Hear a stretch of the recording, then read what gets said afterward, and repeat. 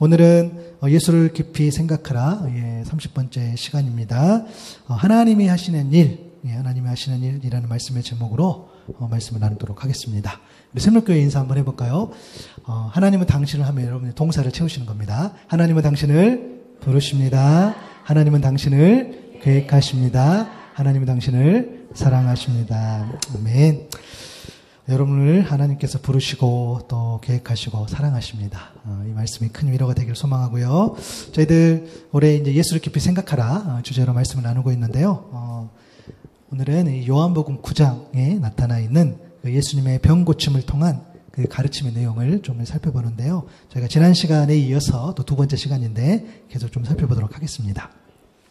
여러분들 요한복음 9장은 우리에게 잘 알려진 내용이죠. 또 실로암 하면 또 찬양도 생각나기도 하는데요. 이 실로암 못에서 연못이죠. 고침을 받은 이 나을 때부터 맹인되었던 그 한 사람의 이야기입니다.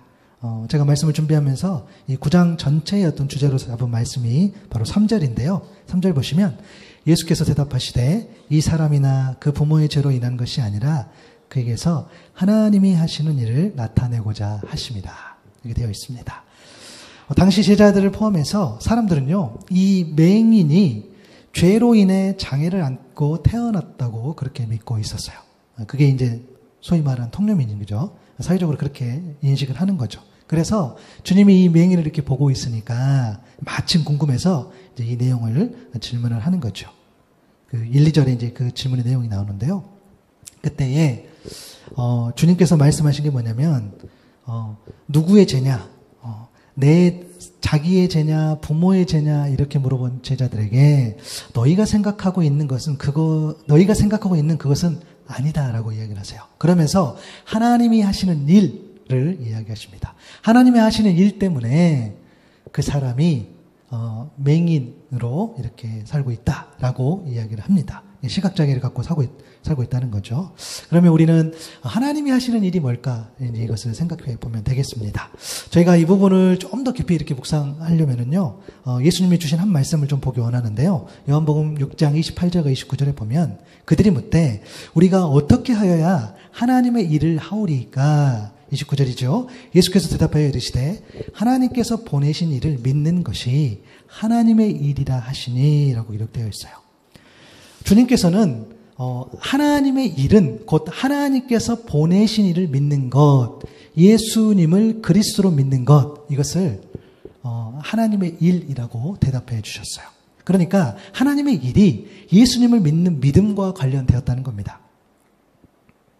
그렇다면 왜 하나님의 일이 예수님을 믿는 믿음과 관련되었을까?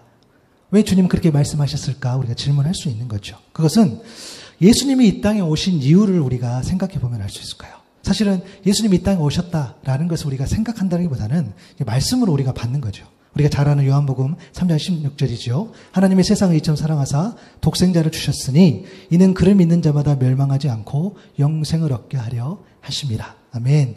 여러분, 요한복음 3장 16절 말씀이 되게 유명하고 우리가 암송도 하고 제가 몇 주에 걸쳐서 계속 이야기하고 있어요. 그것은 뭐냐면 또 설교자의 의도도 있긴 합니다. 여러분, 이 말씀 속에 담겨있는 이 내용으로 우리가 신앙생활을 왜 하는 건지, 예수님이 왜 이 땅에 오셨는지를 우리가 준비해서 잘 말할 수 있어야 된다고 생각을 해요. 우리 그렇잖아요. 신앙생활 하는데 왜 신앙생활 하세요? 왜 교회 다니세요?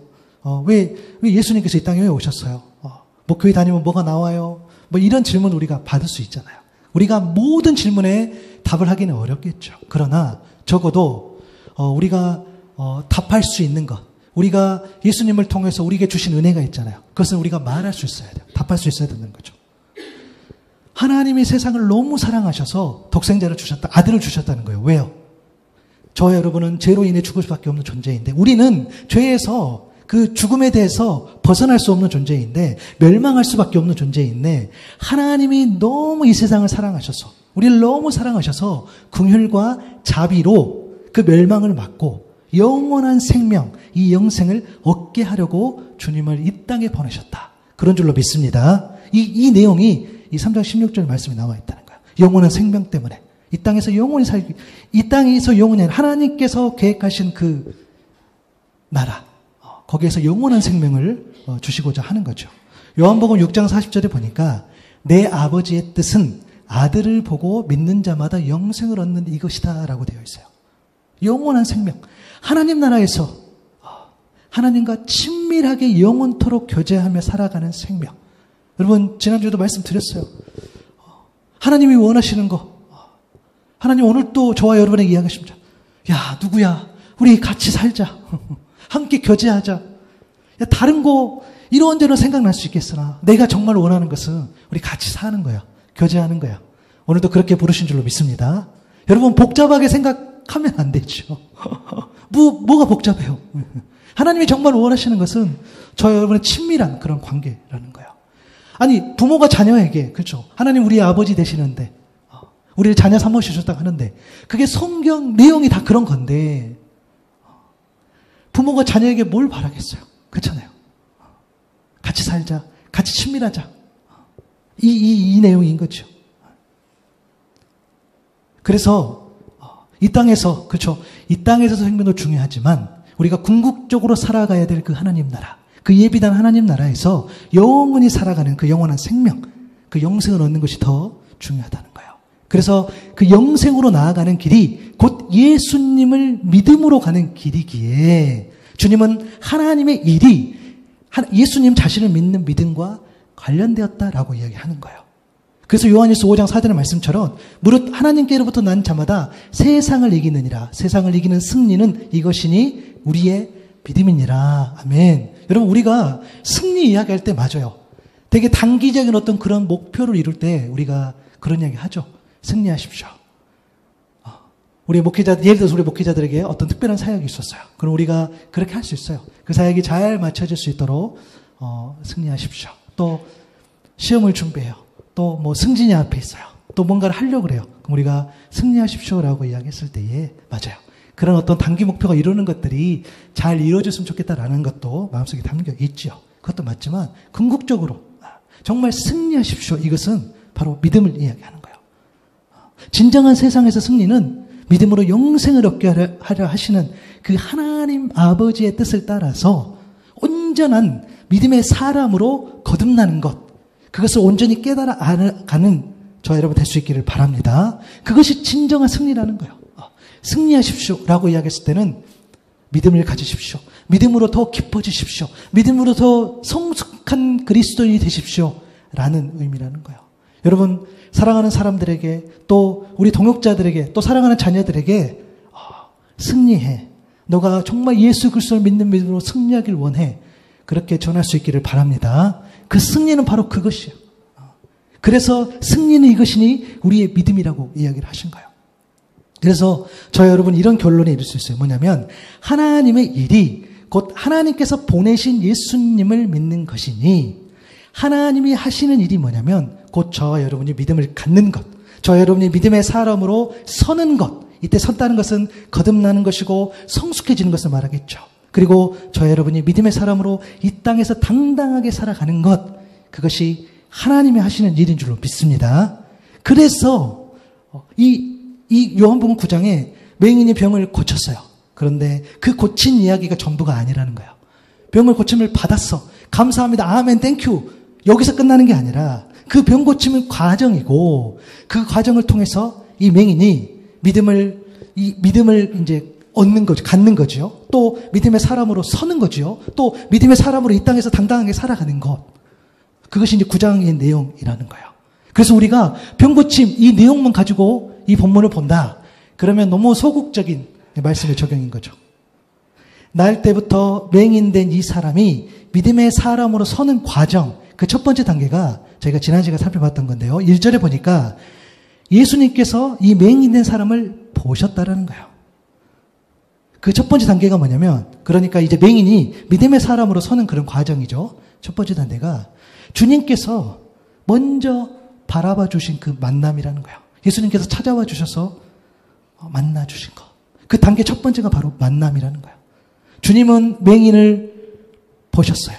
그런데 이 보신지라의 원어적 의미를 보면 주의 깊게 보고 신중하게 보는 거예요. 저 여러분, 우리 주님께서는요, 저 여러분을 늘 언제나 주의 깊게 신중하게 예리한 관찰력으로 꿰뚫어 보고 계신 줄로 믿습니다. 여러분, 그러니까 가시면서도 주위를 잘 둘러보세요. 주님이 보고 계셔. 잘 보고 계신다는 거예요. 근데 그냥 보시지 않는 거죠. 근데 왜 그렇게 보실까? 이유가 다 있어요. 저 여러분이 모두가 다 하나님의 것이기 때문이에요. 하나님 것. 이사야 43장 1절 2절이죠. 이거 지금 저도 이 말씀 또 몇 주간 계속 이야기합니다. 야곱아, 너를 창조하신 여호와께서 지금 말씀하시니라. 이스라엘아, 너를 지으시니가 말씀하시느니라. 너는 두려워하지 말라. 내가 너를 구속하였고 내가 너를 지명하여 불렀나니 너는 내 거야. 너는 내 거야. 그래서 2절이죠. 내가 물 가운데로 지날 때에 내가 너와 함께 할 것이라. 왜? 너 내 거니까. 강을 건널 때에 물이 너를 침몰하지 못할 것이며, 왜? 너가 내 거니까.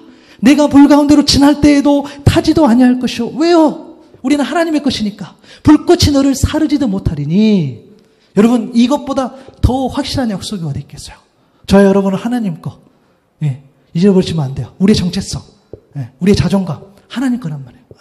좀 몸에 먼지가 묻었어. 제가 어떻게 저 같은 사람이 하나님 거, 하나님 것. 하나님 거예요. 사람들이 막 손가락질했어요. 우리의 묻은 먼지 때문에, 우리의 연약한 그런 모습 때문에 사람들이 손가락질하고, 야, 하나님 것 정도 되면 좀 거룩해야 되지 않냐라는 그런 어떤 안타까운 소리를 우리가 듣는 상황이 온다 할지라도 여전히 우리는 하나님 거. 너는 내 거. 오늘도 말씀하신 거예요.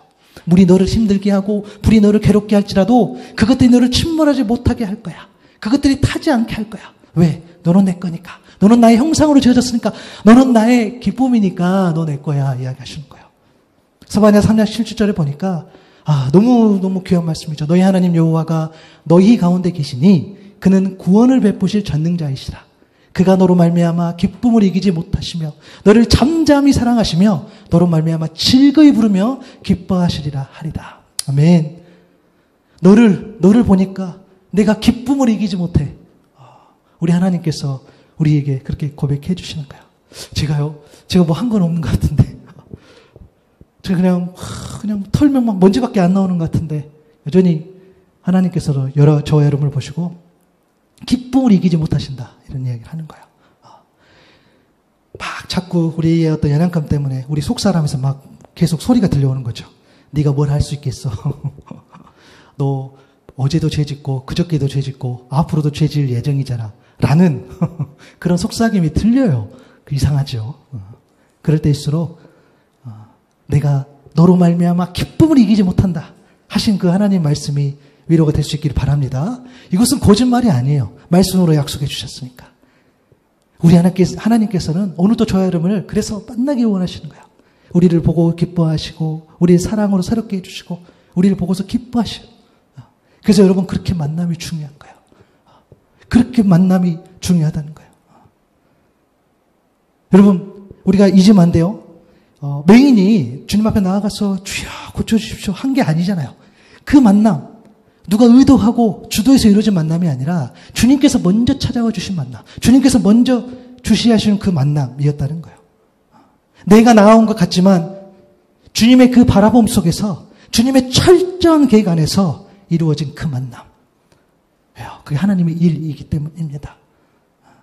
그래서 여러분, 내가 주님을 만나는 것이 너무 중요하고요. 또 내가 누군가를 주님께 안내해서 만나게 하는 것도 중요해요. 그래서 교회 역할이 중요하고 그래서 공동체 역할이 중요한 줄로 믿습니다. 여러분들이 그래서 잘 서 있는 게 너무 중요해요. 내가 주님 만난 것이랑 내가 누군가를 주님께 안내해서 그 사람이 주님을 만날 수 있도록 그런 역할을 감당하는 것. 내가 누군가를 안내했어. 근데 거기서 주님을 만나지 못했어. 그것은 우리 일이 아니에요. 그러나 누군가를 안내해서 인도하고 누군가를 안내해주고 내가 만난 예수 그리스도를 소개하고 그를 주님 앞에 나오고 예배하는 곳에 말씀을 나누는 곳에 그래서 그 만남을 이루어지게 하는 것들은 우리 역할인 거죠. 왜? 내가 먼저 우리 주님을 만났으니까 그 은혜의 감격 때문에 그렇게 하는 거죠. 그래서 그게 너무 중요하다는 거예요. 요한복음 9장 4절 5절이죠. 때가 아직 낮음에 나를 보내신 이의 일을 우리가 하여야 하리라. 밤이 오리니 그때는 아무도 일할 수 없느니라. 내가 세상에 있는 동안에는 세상의 빛이다 라고 말씀하셨어요. 예수님은 무엇을 하셔야 하는지 분명히 아셨어요. 예수님은 하나님의 부르심을 받아 오셨죠. 주님은 그냥 오시지 않았다는 거예요. 세상의 빛으로.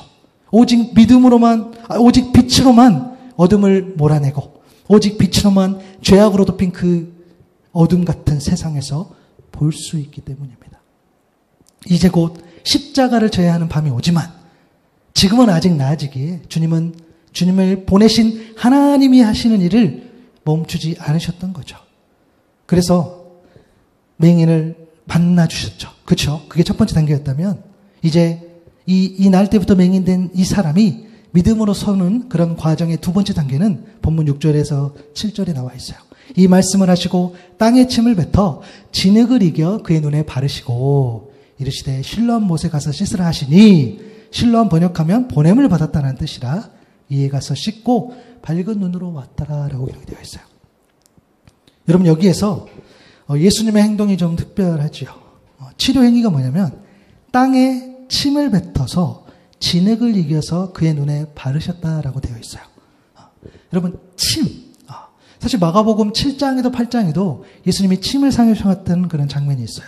그런데 이 침에 진흙, 이 흙이 또 사용된 거죠. 사실 예수님께서 여러분 기적을 행하시는 데 있어서 어떤 다른 물질이 필요하지 않으심을 우리가 알죠. 그렇죠? 그리고 어떤 특별한 행위를 하지 않으셔도 말씀만으로도 혹은 안수만으로도 나을 수 있음을 우리는 모르지 않습니다. 또 개인적인 또 생각인데요. 굳이 왜 예수님께서 이렇게 땅에 침을 뱉어 진흙을 이어 그의 눈에 바르셨다. 이런 방법을 고시셨는지 그런 방법을 쓰셨는지 잘 모르겠어요. 정말 어떤 효력이 있는 방법인지 아니면 하나님이 정말 주님께만 알려준 그런 어떤 특별한 방법인지 어떤 심적인 능력인 그런 방법인지 아니면 당시 사람들이 다 아는 눈을 고치려면 그런 어떤 방법이었는지는 사실 잘 모르겠어요. 그런데 주님께서 이러한 방법을 사용하셨다는 것은 어떤 의미가 담겨 있다는 것은 분명해 보입니다. 그래서 이 부분에 대해서 여러 해석들이 존재하는데요.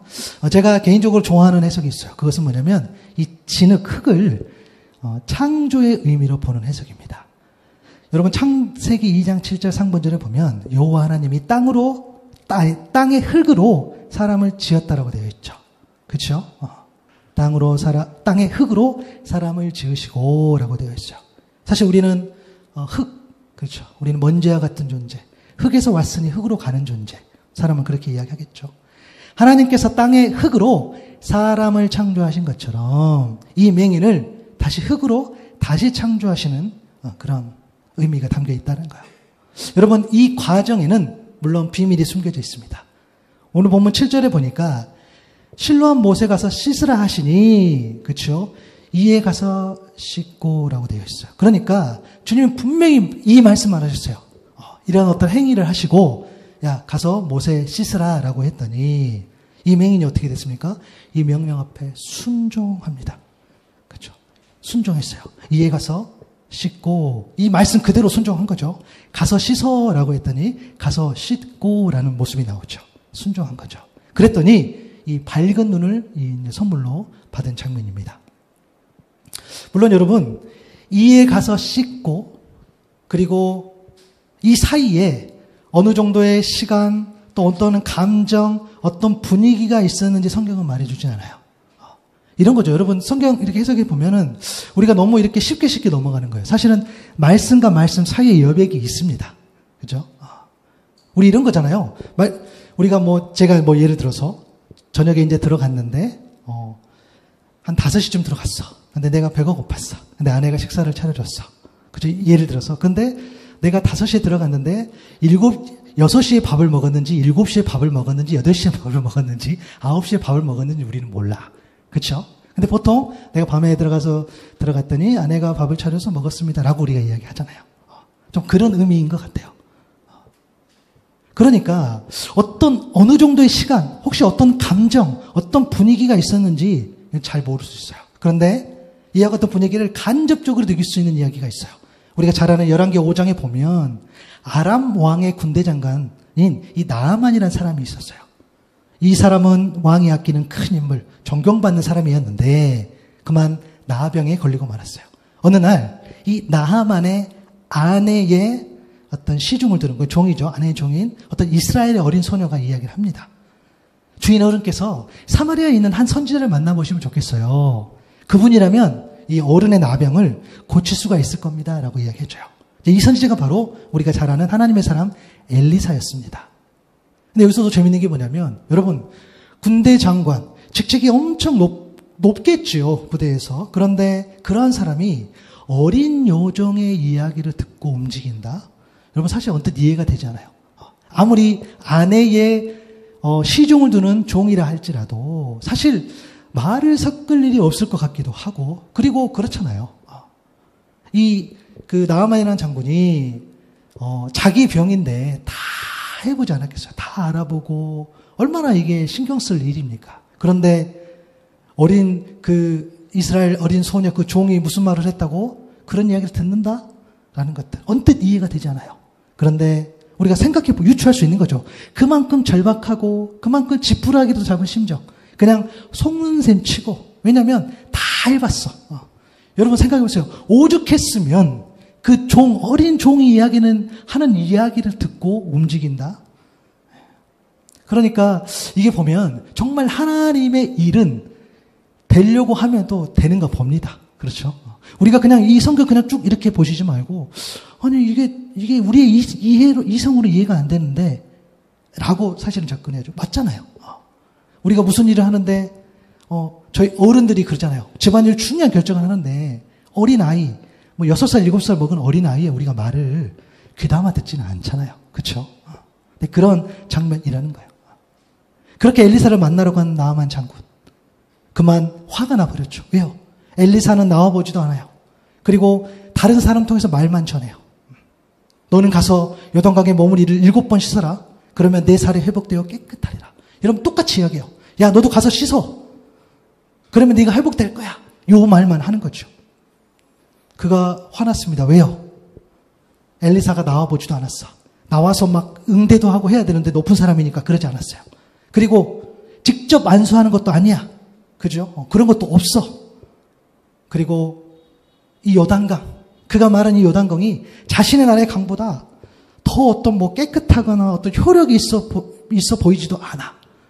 방법도 형편없죠. 나와보지도 않죠. 대꾸도 안 하지요. 그런 상황. 그런데 열왕기 5장 13절 14절에 보니까 이렇게 기록되어 있어요. 그러나 부하들이 그에게 가까이 와서 말하였다. 장군님, 지금 표준 세번역 버전입니다. 그 예언자가 이보다 더한 일을 하라고 하였다면 하지 않으셨겠습니까? 다만 몸이나 씻으시라는데 그러면 깨끗해진다는데 그것 좀 못할 까닭이 어디에 있습니까? 여러분 이 나하만이라는 사람이 처음에 소개할 때 굉장히 왕에게 신임받고 존경받는 그런 사람이라고 했는데 진짜 맞는 것 같아요. 너무너무 훌륭한 부하. 그렇잖아요. 이 정도로 이렇게 설득할 수 있는 부하. 그러니까 이 나하만이라는 사람은 되게 좋은 사람이었던 것 같아요. 자기를 섬긴 어떤 부하가 너무너무 설득력 있게. 그렇죠. 누가 봐도 욕하고 하고 갈 상황인데 너무너무 그렇죠. 이 사람을 생각해서 정말 논리적으로 합당하게 설득을 합니다. 더한 것도 하라고 했으면 하지 않겠습니까? 라는 것들. 그냥 그 몸 좀 씻는데 어떻습니까? 라고 이야기를 하는 거죠. 14절에 보니까 나하만은 하나님의 사람이 시킨 대로 요단강으로 가서 7번 몸을 씻었다. 그러자 그의 살결이 어린아이의 살결처럼 3살로 돌아와 깨끗하게 나았다라고 되어 있어요. 제가 이런 상상을 해봤어요. 7번을 씻었는데 1번, 2번, 3번, 4번 씻을 때마다 이 사람이 깨끗해졌는지 아니면 1번부터 6번까지 아무 반응이 없다가 7번 씻으니까 깨끗해졌는지 만약에 1번, 2번, 3번, 4번 하면서 점점 깨끗해졌어. 그러면 할만할 것 같아요. 그런데 1번부터 6번까지 한 번도 반응 없어. 여러분 속된 말로 죽을 것 같아요. 그렇죠? 너무너무 짜증날 것 같아요. 하면서 욕해요. 씻으면서 내 그럴 줄 알았어. 내가 괜히 말을 들었어. 이 흙탕물 좀 봐. 여러분 이러지 않았을까요? 어찌됐든. 예. 그런데 성경은 그 내용을 말해주지 않아요. 증언하지 않습니다. 우리가 알 수 없죠. 그런데 그렇게 순종했더니 그 말씀 그대로 토시 하나 안 틀리고 그 말씀 그대로 7번 씻으라 했던 그 말씀을 어찌됐든 순종했더니 깨끗함을 선물로 받을 수 있었다는 거예요. 여러분, 예수님이 만나 주신 그 맹인도 마찬가지였어요. 실로암 못에 가서 시시하게 했는데요. 여러분, 폭력이죠. 자칫 잘못하면 폭력입니다. 아니, 가지도 못하는데, 보이지도 않는데 어디 가서, 그렇죠? 누군지도 모르는 사람이 이미 자신에게 이상한 행동을 했어요. 거기 가보지도 않는데 거기를 가보라고 그러고, 또 누구의 도움이 아니고서는 어쩌면 갈 수도 없는 그 상황.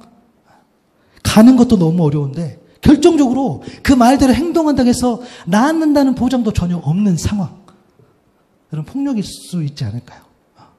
그 아픈 사람한테, 그 보이지도 않는 사람한테, 야, 저기 가봐. 그럼 거기 가서 하면 될 거야. 이렇게 말하는 것들. 내가 누구를 통해서 누구를 도와주고, 이때는 가서 이 누구 A라는 사람에게 도움을 받고, B라는 사람에게 도움을 받아서 C라는 사람한테 같이 가면 돼. 또 아니고. 너무너무 어쩌면 짜증이 났을 수도 있고, 어쩌면 화가 났거나, 자신을 무시한다고 생각했을 수도 있는 상황. 물론 성경은 말해주지 않습니다. 그런데 어찌됐든 맹인도, 이 시각장애인 이 사람도 분명한 갈등이 있었어요. 그런데 그 주신 말씀에 순종했고 그 결과 밝은 눈을 선물로 받게 된 겁니다. 여러분, 어떤 비밀이었죠? 새롭게 창조되는 그 비밀 가운데에 바로 순종이 있었습니다. 순종은 하나님의 말씀을 듣고 말씀대로 행하는 거지요. 순종은 말씀을 듣고 내 생각대로 더 좋은 걸 선택하는 것이 아니에요. 하나님, 내가 보니까 이게 더 나은 것 같아요. 하나님, 내가 경험해 보니까 이게 더 나은 것 같아요. 이게 순종이 아니라는 거예요. 또한 순종은 말씀을 듣고 그 말씀에 무언가를 더하고 빼고 행하는 것이 아니라는 거예요. 하나님 3개 말씀하셨는데 제가 보니까 2개면 될 것 같아요. 이게 아니에요. 하나님 3개 말씀하셨는데 제가 보니까 한 5개는 필요해요. 이게 아니라는 거예요. 하나님 3개만 말씀하셨으면 그 3개 그냥 순종하는 거예요.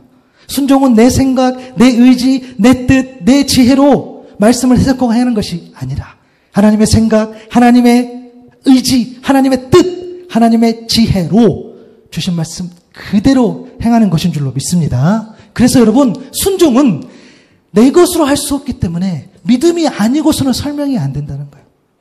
믿음은 순종으로 증명되는 것이고 순종은 믿음으로 행하는 것이에요. 그러하기 때문에 이 믿음이 없이는 순종할 수 없고 순종이 없이는 참된 믿음이 아니라는 거예요. 내가 순종했어요. 믿음 없이 할 수 없어요. 순종이 없어. 내가 믿습니다. 그런데 순종하는 행동, 움직임이 없어. 참된 믿음이 아니라는 거죠. 그런 의미에서 믿음과 순종은 동전의 양면과 같다 할 수 있다는 거예요. 하나님이 하시는 일은 믿음의 사람으로 가는 첫 번째 단계가 바로 만남이었다면, 우리 주님이 만나 주심이었다면, 두 번째는 뭡니까? 보게 하셨다는 거예요.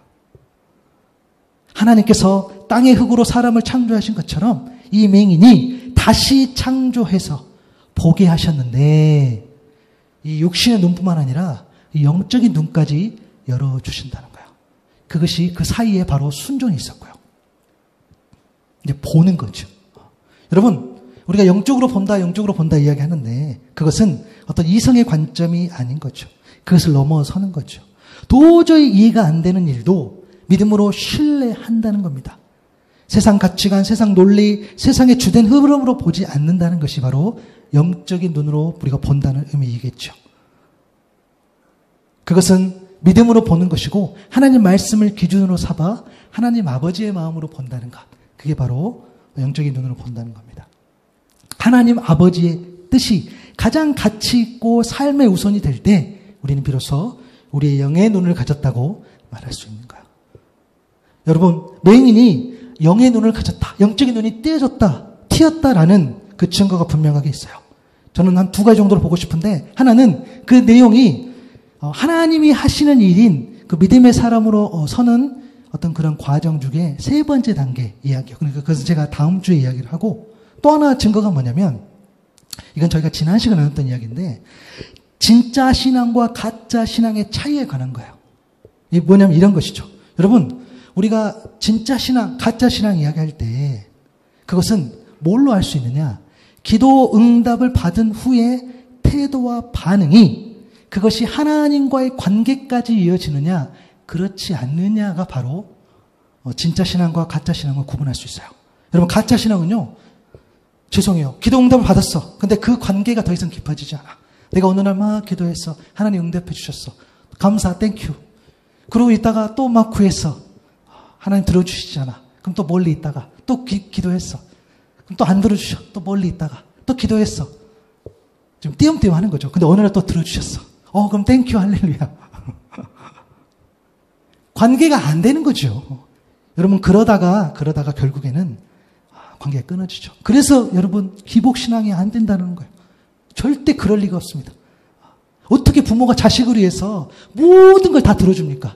자식이 죽을지도 모르는데, 자식이 아플지도 모르는데, 자식이 엉망진창이 될지도 모르는데, 어느 부모가 자식이 그런 나쁜 길로 빠질지도 모르는데 모든 것을 들어주냐고요. 그렇지 않는다는 거예요.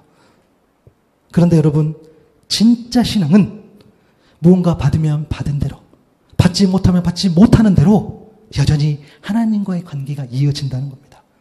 못 받았다고 해서 끊어지지 않아요. 주시면 너무 감사. 안 주시면 하나님 그 이유가 있겠지.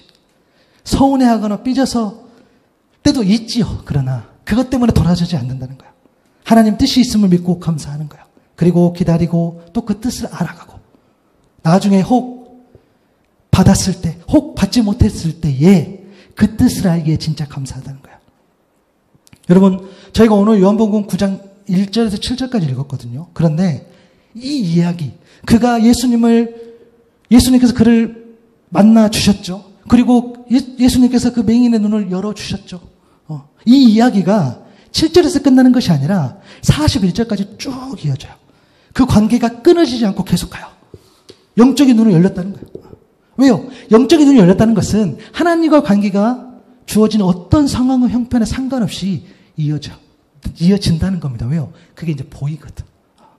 보이는 거예요. 내가 보고 싶어서 보는 것이 아니라 보이는 거예요. 여러분이 신앙생활이 깊어지면 깊어질수록 내가 이전에 보지 못하는 것을 보여지고 느껴지는 것처럼 같은 의미인 거죠. 맹인은 그렇게 주님을 만나고 주님께서 보게 해주심으로 주님께서 역사하시는 것들이 이제 하나하나 보게 되는 거죠. 영적인 눈이 열린 그의 시선을 따라가 보면 이렇게 돼요. 요한복음 9장 11절에 보니까 그가 말하죠. 예수라 하는 그 사람이, 예수님 잘 몰라요. 만나긴 만난 것 같아. 근데 잘 몰라. 근데 어디서 이름은 들었어. 그렇죠? 그 사람이 이렇게 하락했더니 제가 그냥 따랐더니 제가 보게 됐어요. 이야기하는 거죠. 그리고 9장 17절에 보니까 그가 또 어떻게 고백합니까? 선지자인 것 같아요. 라고 또 고백을 해요. 점점 이게 확장되는 거죠. 보통 사람은 아닌 것 같아요. 라고 이야기하는 거예요. 그리고 요한복음 9장 32절 33절에 보니까 창세기 이후로 맹인으로 난 자의 눈을 뜨게 하였다함을 내가 듣지 못했는데 33절 이 사람이 하나님께로부터 오지 아니하였으면 아무 일도 일어나지 않는다. 하나님께로부터 오지 아니하였으면 하나님께로부터 하나님이 보내신 자가 아니면 이런 일을 할 수 없겠다라고 고백을 하는 거예요. 왜냐하면 본인이 보니까 그래요. 그렇게 보이는 거예요. 그렇게 이야기하는 거예요. 유대인들은 다 그렇죠. 그들은 한 하나님, 그 말씀을 보기 때문에 구약에 예언된 메시아, 모두가 그 기다리는 메시아, 혹시 하나님이 보내신 사람이 아닌가라고 생각을 하는 거죠. 그리고 요한복음 9장 35절이죠. 주님 만났을 때에 내가 인자를 믿느냐, 내가 하나님 아들을 믿느냐 주님 물어보시죠. 그리고 37절 38절에 내가 그를 보았거니와 지금 너와 말하는 자가 그이니라.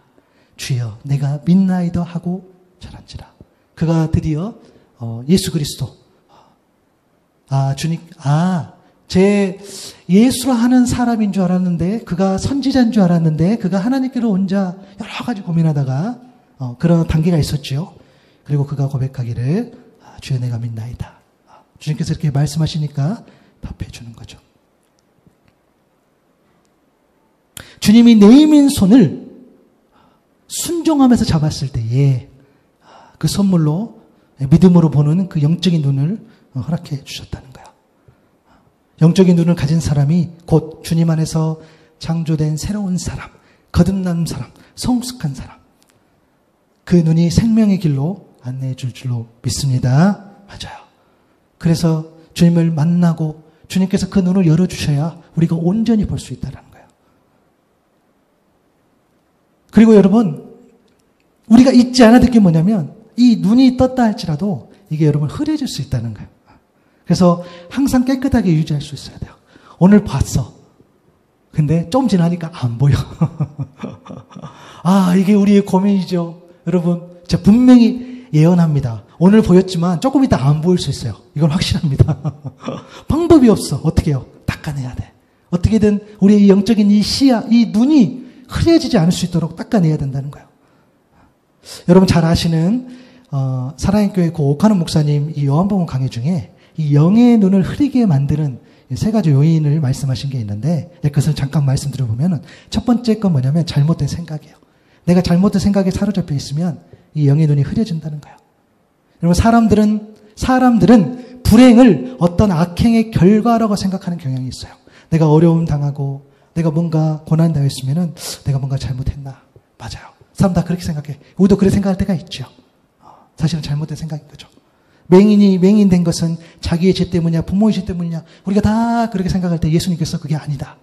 하나님이 하신 일 때문이다. 정확하게 정의해 주신 거죠. 우리가 어떤 잘못된 생각으로 사로잡혀 있으면 하나님의 일이 보이지 않아요.